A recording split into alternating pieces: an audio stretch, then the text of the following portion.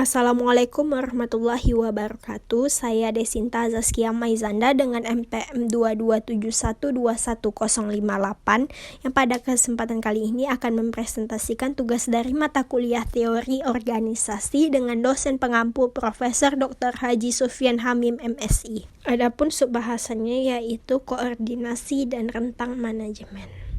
Yang pertama ada mengenai pengertian koordinasi menurut beberapa pendapat para ahli. Yang pertama menurut riset DKK pada tahun 1973 di mana koordinasi adalah suatu fungsi yang menjamin sumbangan dari satu subsistem atau bagian dalam organisasi yang dibuat sebagai syarat yang mana mereka saling terkait bersama ke dalam suatu situasi yang harmonis secara utuh. Kemudian ada menurut Winardi di mana koordinasi mengimplementasikan bahwa elemen-elemen sebuah organisasi saling berhubungan dan mereka menunjukkan keterkaitan sedemikian rupa. Lalu ada menurut Anderson 1984, menurut Varlan, dan menurut Money dan Riley. Adapun ciri-ciri koordinasi yang pertama bahwa tanggung jawab daripada koordinasi adalah terletak pada pimpinan, adanya proses, kemudian pengaturan secara teratur daripada usaha kelompok karena koordinasi adalah konsep yang ditetapkan dalam kelompok. Yang keempat, konsep kesatuan tindakan. Yang kelima, adanya tujuan koordinasi yaitu tujuan bersama, kesatuan daripada usaha, meminta suatu pengertian kepada semua individu agar ikut serta melaksanakan tujuan sebagai kelompok yang dimana mereka bekerja. Tujuan koordinasi menurut Nadraha 2011 di mana pertama menciptakan dan memelihara efektivitas organisasi setinggi mungkin, kemudian mencegah konflik dan menciptakan efisiensi setinggi-tingginya, lalu menciptakan dan memelihara iklim dan sikap saling responsif. Lalu ada fungsi koordinasi yang pertama itu pencegahan konflik dan kontradiksi, kedua pencegahan persaingan yang tidak sehat, ketiga pencegahan pemborosan, yang keempat pencegahan kekosongan ruang dan waktu, dan pencegahan terjadinya perbedaan pendekatan dari pelaksanaan. Selanjutnya ada yang pentingnya koordinasi menurut Handayaningrat 1984. Pertama, koordinasi yang baik akan mempunyai efek adanya efisiensi terhadap organisasi itu. Kedua, koordinasi mempunyai efek terhadap moral organisasi. Yang ketiga, koordinasi mempunyai efek terhadap perkembangan personal dalam organisasi. Lalu selanjutnya ada proses koordinasi. Yang pertama itu harus adanya rencana perilaku yang telah dibuat. Kedua, seluruh rencana itu sedikitnya bagian-bagiannya itu harus relevan dan dipahami. Yang ketiga, adanya kesediaan setiap orang untuk berbuat sesuai dengan rencana yang harus dikembangkan. Selanjutnya, adanya jenis-jenis koordinasi. Yang pertama itu koordinasi intern, kemudian koordinasi fungsional yang dibagi menjadi dua, yaitu koordinasi yang bersifat intern, lalu koordinasi fungsional yang bersifat ekstern. Berikut ada beberapa prinsip koordinasi. Yang pertama itu early stage, kemudian continuity yang bersikap pada prinsip berkesinambungan, yang koordinasi yang merupakan sebuah proses berkelanjutan yang berkesinambungan.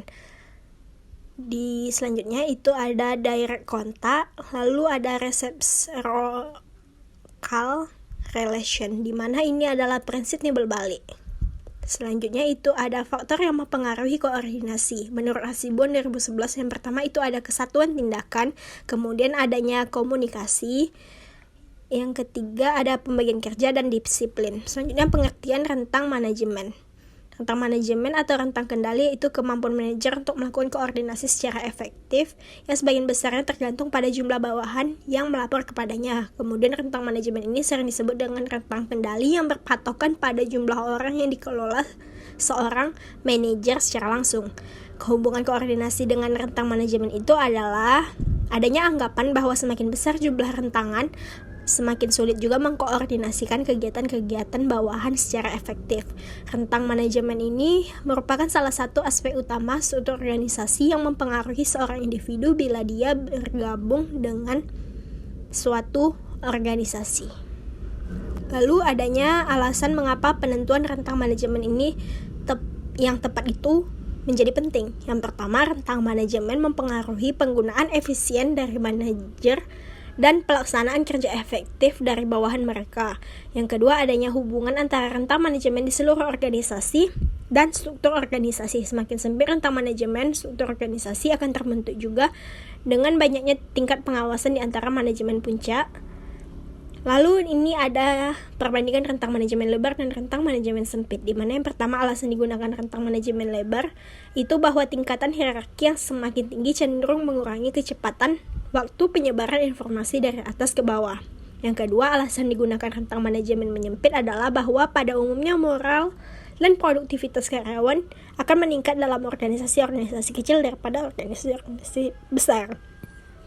Penggunaan rentang manajemen yang melebar berarti bahwa manajer tidak akan dapat menjalankan fungsinya dengan efektif dan mencurahkan perhatian kepada seluruh bawahan secara perseorangan.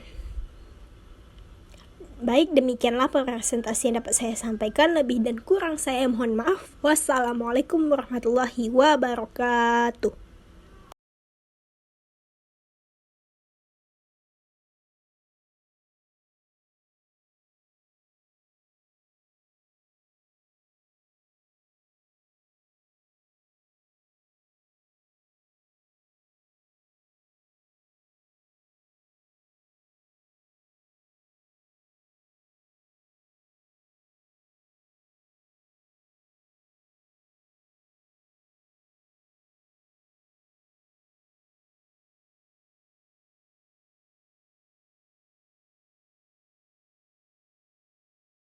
Sekian pemaparan materi saya, lebih dan kurang mohon maaf. Wassalamualaikum warahmatullahi wabarakatuh.